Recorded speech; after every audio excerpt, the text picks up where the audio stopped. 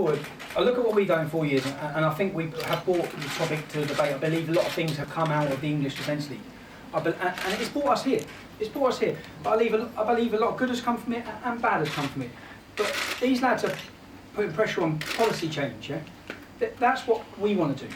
The local councils in this country, I bring it back to my hometown of Luton, they don't even know who they're sitting with. They're sitting with Islamists, and what they're doing by sitting with an Islamist leader. We have one Salafi Muslim right now, and the Islamist leader is representative of all the mosques. There's 26 mosques, and councils across this country, individual councils, are empowering empowering them.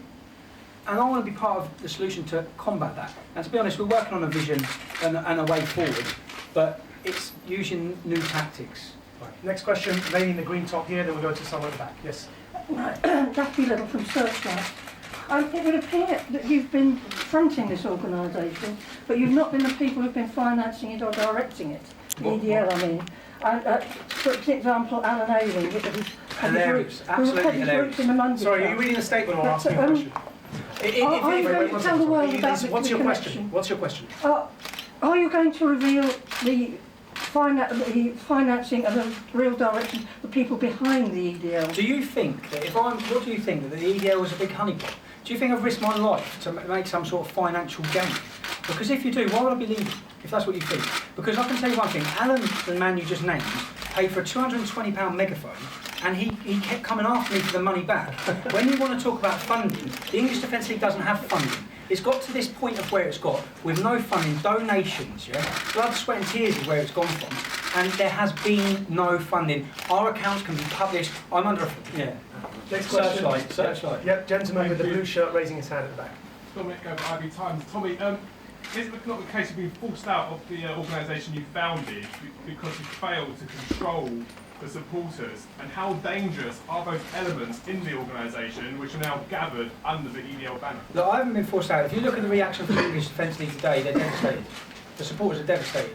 There's no forcing out. There's been no call for me to leave. Yeah? And when you talk about how dangerous are they, we need to put it into perspective. We've had 341 Muslims arrested for terrorism in the last 4 years.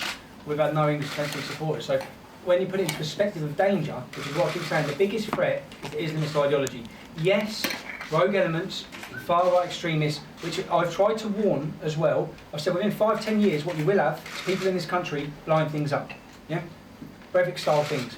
It's coming, okay? Unless this problem gets tackled. And that's not me wishing it or wanting it. It's the last thing I want.